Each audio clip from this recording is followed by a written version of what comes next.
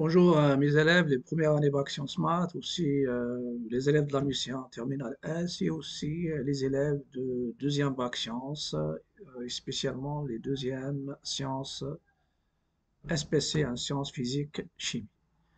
Dans cette vidéo, je vais continuer le dénombrement, c'est-à-dire la suite des dénombrements. J'ai déjà parlé de principe fondamental de dénombrement. J'ai parlé aussi des arrangements avec répétition et sans répétition, c'est-à-dire dans le sens du nombre d'arrangements sans répétition de p éléments parmi n, qui se calcule sans répétition, qui se calcule avec ANP, et le nombre d'arrangements avec la possibilité de répétition de p éléments parmi n, il se calcule avec, bien sûr, c'est n à la puissance p, et le nombre de combinaisons de p éléments parmi n qui se calcule avec le CNP. CNP, c'est ANP sur factoriel p. Et le nombre de permutations d'un ensemble formé de n éléments, c'est factoriel n. Maintenant, je vais vous donner une notion sur les ensembles finis, parce que déjà, on travaille sur les ensembles finis qu'on peut les dénombrer. Dénombrer, c'est compter. Je commence ici par les ensembles finis. Petit 1, définition et notation. On note l'ensemble qui est formé de 1, 2, 3 jusqu'à n, cet ensemble, par i indice n, et c'est l'intervalle 1n inter n, c'est-à-dire on travaille sur les indices censés, c'est-à-dire on peut compter. Définition, soit E et F, deux ensembles. On dit que deux ensembles sont équipotents. Équipotents, je vais les expliquer. Équipotents dans équi, il y a les mêmes, donc s'ils sont liés par une bijection, sont liés par une bijection. Cette bijection, normalement, c'est entre l'ensemble et l'ensemble qui est de 1, 2 jusqu'à n. Donc, soit E, deux ensembles, on dit que les deux ensembles sont équipotents, s'ils sont liés par une bijection. On dit, donc ça c'est en général, vous avez deux ensembles finis, ils sont équipotents, s'ils sont liés par une bijection, ça veut dire il y a une bijection, une application bijective entre les deux ensembles, donc ça signifie que les deux ensembles, ils sont formés par le même nombre d'éléments. Donc pour simplifier un peu la tâche et la notion, deux ensembles équipotents, donc s'ils ont le même nombre d'éléments. Je peux avoir un ensemble, c'est-à-dire un ensemble formé par 20 jetons et une classe formée par 20 tables. Donc normalement dans la classe il y a 20 tables, sans le nombre d'éléments, si je les considère, ce sont les tables, donc il y a 20 tables, et un sac qui contient 20 jetons, donc il est formé par les éléments, ce sont des jetons, il y a 20, donc on dit qu'ils ont même cardinal. Je vais le donner après. Donc on dit qu'un ensemble E est fini s'il est vide ou bien équipotent à un ensemble de la forme, c'est-à-dire un ensemble de cette forme, de 1 jusqu'à n, 1, 2, 3 jusqu'à n. Ça veut dire un ensemble est fini tout simplement si on peut compter ces éléments. L'entier n, comment il s'appelle l'entier n? Il s'appelle le cardinal de l'ensemble E quand l'on note CARD. Donc tout simplement ici, ce qui m'intéresse, c'est ce symbole cardinal d'un ensemble fini. Donc, si dans une classe, il y a 20 élèves, donc le cardinal de la classe, c'est 20. Donc, si je les considère que les éléments, ce sont des élèves. S'il y a dans la classe, bien sûr, chaque table est formée de deux chaises, donc, dans ce cas-là, je vais trouver, par exemple, dans la classe, si dans la classe, il y a 10 tables, et les éléments, ce sont les tables, dans ce cas-là, le cardinal, ça sera 10. Donc, c'est suivant l'élément. Exemple. Pour tout n appartenant à n, on a cardinal de I indice n. I indice n, c'est quoi? C'est l'intersection de l'intervalle fermé 1n avec l'ensemble n, et il est formé des éléments 1, 2, 3 jusqu'à n. Donc, il contient n éléments. Si je prends un ensemble ici, formé par l'accolade, il y a combien d'éléments? 1, 2, 3, 4. Donc, son cardinal, c'est 4. Remarque, le cardinal d'un ensemble fini, c'est quoi? C'est tout simplement, c'est le nombre de ces éléments. Et sa notation, c'est CR. L'intervalle 0,4, si je considère cet intervalle dans l'ensemble R, et c'est un ensemble borné, mais n'est pas fini. Normalement, on sait que entre deux entiers naturels ou bien deux entiers relatifs, il y a une infinité d'irréels. Donc, il n'est pas fini. Donc, il n'a pas de cardinal. Le vide est un ensemble fini. Donc, le cardinal de vide, c'est ce sens. Surtout cette notion de cardinal, on va l'utiliser dans la probabilité. Donc, l'année prochaine, pour les premières années sciences maths, et pour les terminales, normalement, c'est déjà défini la probabilité en se basant sur cette notion qui est le cardinal d'un ensemble fini. Si E est inclus dans F et E et F sont finis, alors forcément, cardinal EF, il contient le nombre d'éléments de F est inférieur ou égal au nombre d'éléments de E. Donc, cardinal de F est inférieur ou égal à cardinal de E. Notez bien que la réciproque n'est pas vraie. Pas vrai. Normalement, on peut avoir cardinal de F inférieur à cardinal de E, mais ça n'implique pas que F est inclus dans E. Et j'ai déjà donné, c'est-à-dire une remarque ou bien un exemple, une classe qui contient 10 chaises et une classe qui contient, par exemple, bien je reviens à une classe qui contient 20 élèves et un sac qui contient 10 jetons. Donc le cardinal des éléments qui sont dans le sac, c'est déjà, ils sont 10. Il est inférieur à 20, mais ça n'a rien à voir avec la notion d'inclusion. Parce que F est inclus dans E, ça veut dire tout élément de F est un élément de E. Donc tout simplement, il y a une implication. Je continue maintenant le cardinal de la réunion de deux ensembles, c'est-à-dire l'union de la réunion de deux ensembles. La réunion de deux ensembles. Deux ensembles finis disjoints. On dit que deux ensembles A et B sont disjoints, et ça c'est une notion aussi, on doit savoir ce que ça veut dire deux ensembles disjoints, s'ils n'ont pas d'intersection. S'ils n'ont pas d'intersection, et on peut les schématiser, par exemple ici, je prends, ça c'est l'ensemble A, voilà, et ça c'est l'ensemble B. Donc, il n'y a aucune intersection, ça il est formé. Normalement, ici, ça c'est l'ensemble B, mais l'intersection, elle est vide.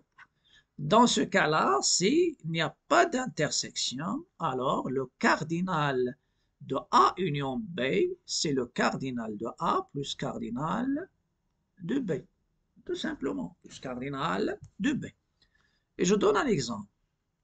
On donne les ensembles A, il est formé des éléments 1, 2, A, 5, B, 8, D, 10. Et B, il est formé de 0, 7, petit e, 6. L'intersection entre les deux, c'est le vide. L'union, c'est l'ensemble est formé par les éléments qui sont dans A et qui sont dans A, ou bien, et qui sont A, dans A ou dans B. Donc, il n'y a pas d'intersection, donc je prends la somme. Vous avez le cardinal de l'union, c'est 12, mais cardinal de A, c'est 8, et cardinal de B, c'est 4. Et vous avez la somme, bien sûr, ça donne 12. Je passe maintenant au cas où des ensembles, bien les ensembles, voilà, la suite. Je vais traiter un cas particulier. Si E est un ensemble et si vous avez A est inclus, donc vous avez E et A une partie de E. Le complémentaire de A, c'est déjà, j'ai déjà fait ça bien sûr pour les sciences maths, mais pour les autres, on peut savoir facilement qu'est-ce que ça veut dire le cardinal, qu'est-ce que ça veut dire la notion du complémentaire. Le complémentaire de A, ça c'est le A bar, et le A bar, donc soit E une partie, et A bar c'est quoi? C'est le complémentaire de A dans l'ensemble E. Le complémentaire de A, c'est quoi? C'est l'ensemble des éléments qui sont dans E et qui ne sont pas dans. Donc, c'est l'ensemble des X, normalement ici. C'est l'ensemble des X qui sont dans E. Et ces X ne sont pas dans A. C'est ça la notion de complémentaire. Donc, le complémentaire de A dans E, c'est l'ensemble des éléments qui sont dans E et qui ne sont pas dans A. Et ça, c'est l'ensemble E. Et on a déjà, normalement, dans ce cas-là, vous avez A inter A bar, c'est le vide, et A union A bar, c'est E. Et on va essayer d'utiliser, bien sûr, cette notion de complémentaire. Donc, si vous avez deux ensembles, bien sûr, l'ensemble A, qui est une partie bien sûr de, c'est ça, l'ensemble A, une partie de E, et il y a A bar, ces deux ensembles, ils forment une partition de l'ensemble E, et ça nous donne une notion de partition. Donc normalement ici, l'ensemble E, il est réparti en A et A bar. A et A bar forment une partition de l'ensemble de E. Pourquoi? Parce que ça, c'est essentiel. L'intersection, c'est le vide, et l'union, il donne l'ensemble global. Et dans ce cas-là, le complémentaire de A bar, c'est complémentaire de E, moins cardinal de A bar, c'est cardinal de E, moins cardinal de A. Parfois, si j'arrive pas à déterminer, normalement, si j'arrive à déterminer le nombre c'est-à-dire le nombre d'éléments de cardinal de A bar, je peux en déduire les éléments de cardinal de A. Ou inversement, si vous connaissez, si l'ensemble A est formé bien sûr par exemple, de 10 éléments et le E il est formé de 40 éléments, le A bar, ça sera, le nombre d'éléments de A bar, c'est évident, c'est 40 moins 10, donc ça donne 30. Donc c'est une règle qui est générale et vous pouvez l'appliquer, mais il faut faire attention. A est une partie de E. Je vais passer maintenant cardinal de deux ensembles. Cardinal, c'est pas de deux ensembles finis. Normalement, de l'union, c'est pas de deux ensembles. De l'union, comme cardinal de l'union de deux, c'est-à-dire la réunion ou bien l'union. Bon, cardinal de, ça c'est ici, cardinal de l'union de deux ensembles finis et quelconques. Propriété. Si A et B sont deux ensembles finis, alors cardinal de l'union, cardinal de A union B, c'est cardinal de A plus cardinal de B moins cardinal de l'intersection. Ça veut dire, je fais la somme de cardinal de A avec cardinal de B. N'oubliez pas qu'il y a des éléments qui sont communs entre A et B. Donc, ils seront comptés deux fois. C'est pourquoi on doit retrancher cardinal de l'intersection. Et je vais vous montrer ça dans ce schéma. Donc, ça, c'est le A. Le A, bien sûr, c'est ici. Et il y a le B. Et il y a l'intersection. Ce sont les éléments qui sont dans A et dans B.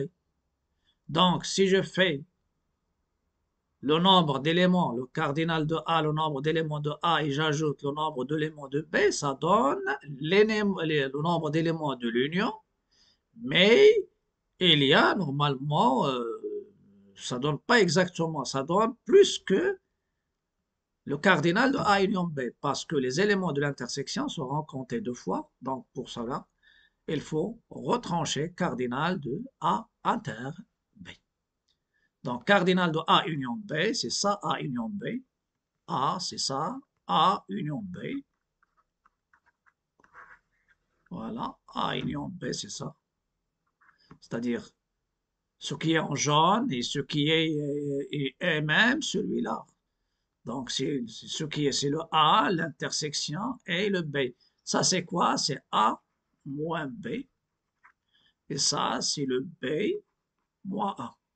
A moins B, c'est quoi? C'est l'ensemble des éléments qui sont dans A et qui ne sont pas dans B.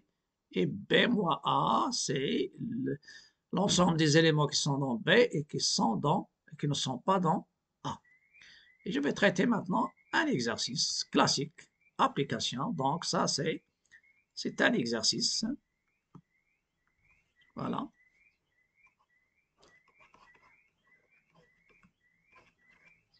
Donc, un exercice d'application. Dans un meeting international, on a constaté que 25 participants parlent le français, 15 participants parlent l'anglais, 10 participants maîtrisent les deux langues. La question qui se pose, quel est le nombre de participants? Donc, il y a 25 qui parlent le français, il y a 15 qui parlent l'anglais, et il y a 10 qui maîtrisent les deux langues. Donc, normalement ici, vous pouvez remarquer qu'il y a deux ensembles essentiels. Ce sont l'ensemble des participants qui parlent français, et l'ensemble des participants qui maîtrisent ou bien qui parlent l'anglais.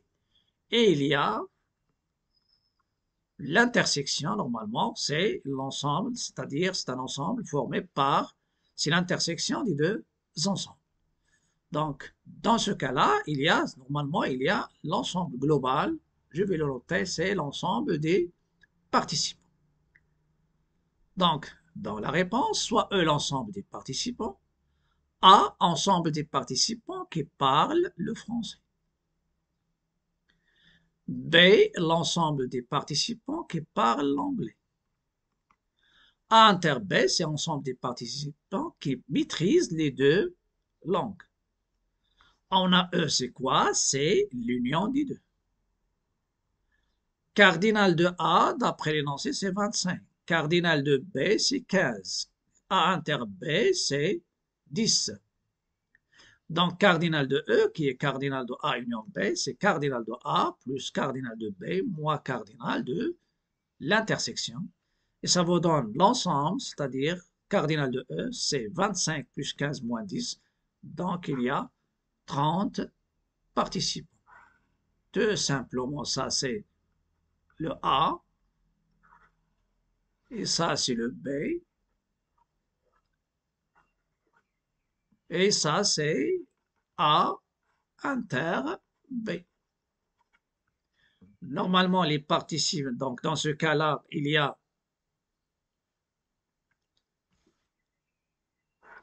le A, il est formé par les participants qui parlent français. Le B, qui parle bien sûr l'anglais. Et il y a l'intersection. Donc, ce qui est demandé, c'est cardinal de l'union. Et ça va vous donner le nombre de participants, c'est 30. Ça, c'est uniquement un cas c'est-à-dire utiliser le dénombrement dans les ensembles finis. Il va nous servir aussi, on peut l'utiliser dans la notion de dénombrement. À bientôt.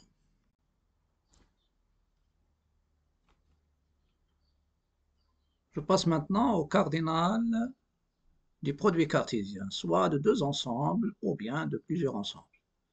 Propriété, si A et B sont deux ensembles finis non nuls, alors cardinal de A croix B, cardinal de A croix B, c'est cardinal de A fois cardinal de B. Et quel est le cardinal de A croix B du produit cartésien? C'est l'ensemble du couple X, Y, tel que X appartient à A et Y appartient à B. Voilà. Donc, le produit cartésien, le cardinal du produit cartésien, c'est-à-dire le nombre de couples qui forment A croix B, il est égal au nombre d'éléments de A fois le nombre d'éléments de B.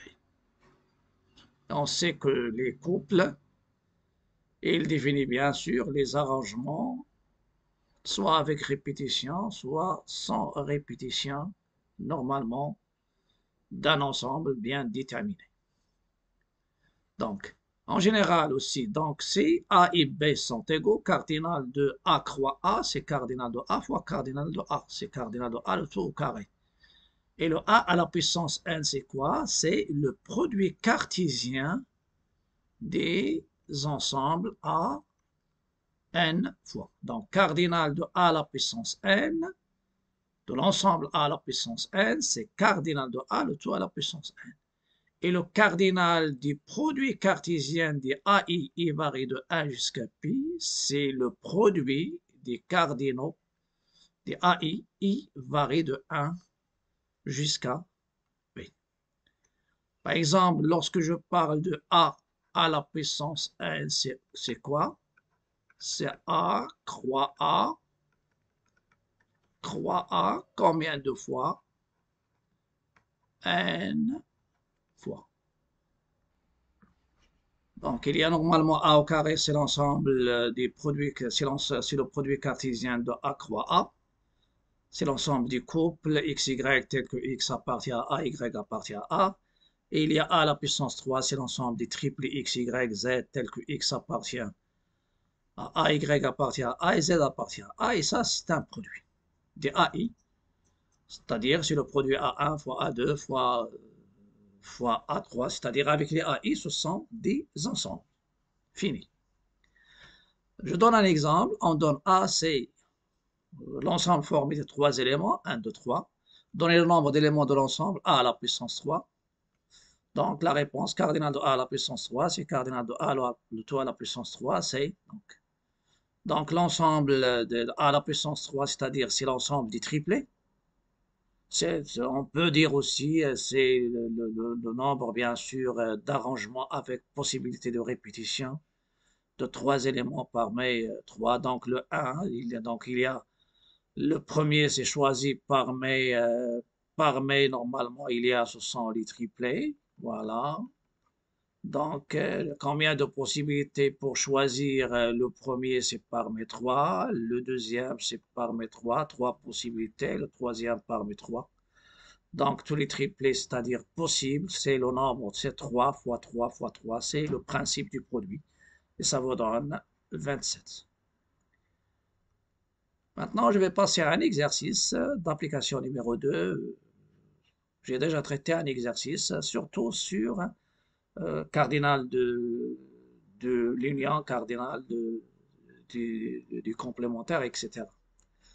L'exercice numéro 2, dans un lycée de 100 élèves, 53 pratiquent le football, 15 le football et le basketball, et 20 pratiquent seulement basketball sans football. Quel est le nombre d'élèves qui pratiquent le basketball? Quel est le nombre d'élèves qui pratiquent au moins un sport? Et quel est le nombre d'élèves qui ne pratiquent pas les deux sports? On parle du foot et du basket. Donc pour nous, on doit former des ensembles et utiliser les propriétés qu'on a déjà données concernant le cardinal de l'union et cardinal même du complémentaire. Solution, soit E l'ensemble de tous les élèves, F l'ensemble des élèves qui pratiquent le foot et, vous pouvez remarquer, il y a, donc oui, c'est pas la conjonction, mais pardon, ici c'est la conjonction sportive. Donc, c'est la conjonction des français normalement. Soit F, l'ensemble des élèves qui pratiquent le foot, et B, l'ensemble des élèves qui pratiquent le basketball. Donc, d'après les hypothèses, on a cardinal de E, c'est l'ensemble des élèves. Cardinal de F, c'est 53. Les élèves, normalement, ici, c'est-à-dire ici, ils pratiquent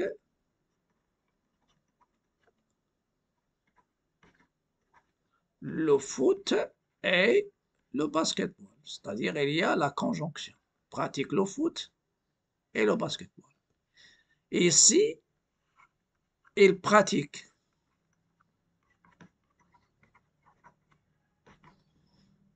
basketball et non foot. Non foot, ça veut dire c'est le F bar. Voilà. Donc, si je reviens à l'énoncé, et il y a 20 élèves seulement, 20 pratiquent seulement le basket sans foot. Voilà. Donc, il y a 20. Donc, voilà les données. On vous demande maintenant quel est le nombre d'élèves qui pratiquent le basketball.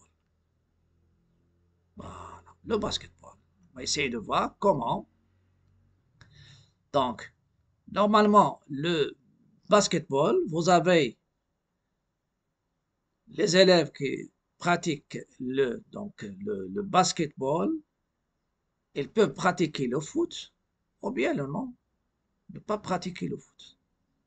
Donc, si je prends ici, dans l'intersection de, il y a le B, il y a le foot, B, il y a des élèves qui pratiquent le foot et des élèves qui ne pratiquent pas le foot.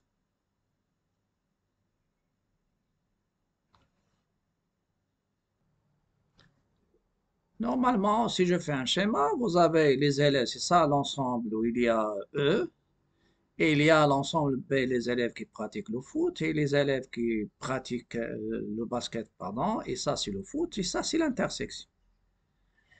Pour le B, c'est quoi? C'est B inter F, union B inter F bar, parce que F bar, c'est le complémentaire de F dans l'ensemble E. Donc, il y a ces deux parties. Donc, ça, c'est... Et le B, vous savez que le B inter F bar, c'est quoi? C'est B moins F. Je parle des élèves qui ont déjà pratiqué l'ensemble, c'est-à-dire le chapitre des ensembles. Et si je fais B, c'est B inter F, union B inter F bar, donc c'est B inter F, F, union F bar, et F union F bar, c'est quoi? C'est E, parce que une partie union sont complémentaires, ils donnent l'ensemble E. Donc celle-ci, c'est B inter E, et c'est B. Donc maintenant, vous avez le B inter F et le B inter F le B inter F bar, c'est l'ensemble vide. Et le B inter F union B inter F bar, c'est B. Donc le cardinal de B, c'est quoi? C'est cardinal de B inter F plus cardinal de B inter F bar. B inter F, ce sont les qui pratiquent les deux sports, c'est 13. Et B inter F bar, c'est qui pratiquent le basketball et ne pratiquent pas bien sûr le football. Donc ça donne 20 et finalement ça vous donne 33. Deuxièmement, l'ensemble des élèves qui pratiquent au moins un sport. C'est l'union. Ça veut dire au moins, ça veut dire ils pratiquent soit le foot, uniquement le foot, ou bien le basketball, ou bien les deux. C'est-à-dire ici, c'est déjà, vous avez le B, basket, foot, et il y a l'intersection. Ça, c'est B moins F. Il pratique uniquement. Ça, c'est le B moins F. Et ça, c'est le F, la différence symétrique. Ici, il pratique uniquement le basket. Ici, il pratique uniquement le foot. Ici, il pratique les deux. Donc, dans ce cas-là, donc, il y a l'union. Donc, si je prends B union F, il y a B union F, c'est quoi? C'est cardinal de F plus cardinal de B moins cardinal de l'intersection. Et ça va vous donner 53 plus 33 moins 13. Donc, si c'est 73. Il nous reste la dernière question. L'ensemble des élèves qui ne pratiquent pas les deux sports. Ils ne pratiquent pas les deux sports, c'est ça, qui ne pratiquent pas les deux sports. Ils ne pratiquent ni le foot et ne pratiquent pas le basket. Ça, ce sont les formules qu'on connaît déjà sur les complémentaires. F bar inter B bar, c'est quoi? C'est le complémentaire de F union B. Et on sait déjà, d'après ce que j'ai déjà donné, F union B, union F inter union le complémentaire, vous avez si vous avez une partie X d'un ensemble E, vous avez X inter X bar, c'est l'ensemble vide, et X union X bar, c'est l'ensemble plein. Ce sont des propriétés du complémentaire qu'on a déjà utilisées. Je vais prendre X, c'est quoi? C'est F union B. Et je vais maintenant calculer, c'est-à-dire le cardinal de F union B en se basant sur cardinal de X union Y. Voilà. Donc, le cardinal de F, c'est-à-dire le cardinal de E, c'est quoi? C'est cardinal de l'union de ces deux ensembles. Donc, puisqu'ils sont disjoints, vous avez même ici les deux ensembles, ils sont disjoints parce qu'ils donnent E. Et vous avez aussi F union B l'autobar, inter F union B, celle-ci, l'intersection, c'est le vide. Et l'union, c'est E, donc ce sont deux ensembles disjoints. X et X bar, ce sont disjoints. Ils forment une partition de l'ensemble E. Donc, cardinal de F union B le tour bar, le complémentaire de, je peux l'utiliser directement, c'est cardinal de E moins cardinal de F union B. Donc, cardinal de F union B, le complémentaire, c'est cardinal de E moins cardinal de l'union. Cardinal de l'union, c'est 73. Et finalement, les élèves qui ne pratiquent ni le foot ni le sport, c'est 37. Donc, ça sera tout pour cette vidéo. À la prochaine vidéo, normalement, j'ai déjà parlé des arrangements et j'ai parlé des permutations et j'ai parlé aussi des combinaisons. Donc, un arrangement, c'est quoi? C'est de P éléments parmi N, c'est un PU play rangé, ordonné, soit avec la possibilité de répétition ou bien du nom de sans répétition. Donc, ce sont des éléments. Et on peut même voir ici une approche, c'est-à-dire des arrangements. Surtout, je parle des arrangements, je ne parle pas ici des combinaisons. Les arrangements avec répétition, soit E un ensemble fini, cardinal de E égale à N, E c'est formé XA, X2 jusqu'à Xn. Chaque élément A1, A2, A3, AP de E à la puissance P, il s'appelle arrangement avec répétition d'ordre P de N éléments, bien sûr, parmi N.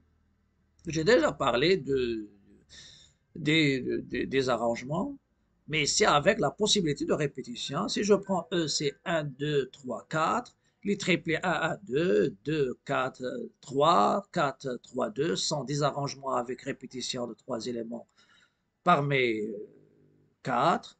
Et les 5 uplets, 1, 2, 1, 2, 2, 4, donc possibilité de répétition, 3, 2, 4, 1, 2, sans des arrangements avec répétition d'ordre 5.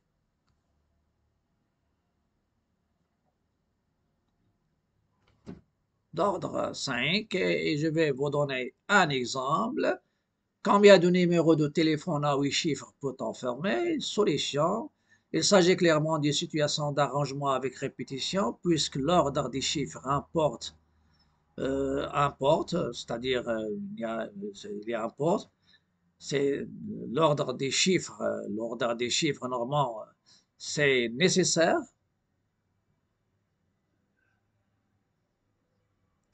Donc, puisque l'ordre des chiffres il est nécessaire dans ce cas-là, et qu'un numéro de téléphone peut comporter plusieurs fois le même chiffre. Avec la notation précédente, l'ensemble E est constitué des chiffres utilisables pour composer un numéro de téléphone, c'est-à-dire de l'ensemble E de 0 jusqu'à 9. Et on a alors cardinal de E, c'est 10. On s'intéresse aux arrangements avec répétition de 8 éléments de E, d'après le résultat ci-dessus. Il y a 8 à la puissance 10, ça veut dire, vous avez ici 100 millions de numéros possibles.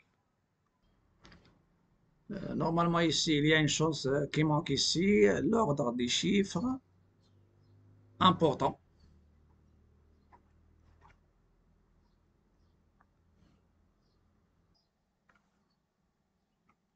Je continue maintenant. Après, les arrangements sans répétition, donc soit E un ensemble fini, cardinal de E, je note les mêmes notations que j'ai déjà fait.